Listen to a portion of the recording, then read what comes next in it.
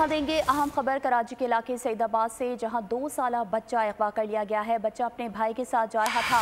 Motorcycle पर मर्द और खातून आए और समीर को उठाकर ले गए। पुलिस के मुताबिक वाकया शाम 7 आया। वाकये का मुकदमा भी दर्ज कर लिया गया है। मजीद तफसीलात जानेंगे काशान से। काशान बताएगा, वाकये का मुकदमा दर्ज हो चुका है, कोई पेशरफ्त हो सकी है?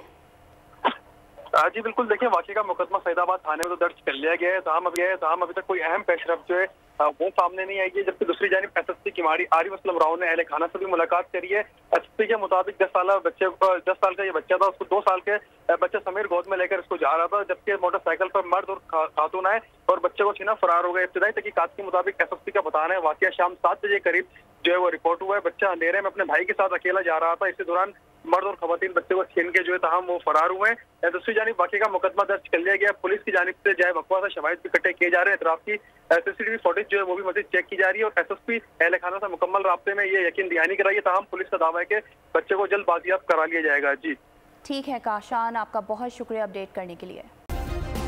सब्सक्राइब करें और बेल दबाएं ताकि कोई खबर रह न जाए।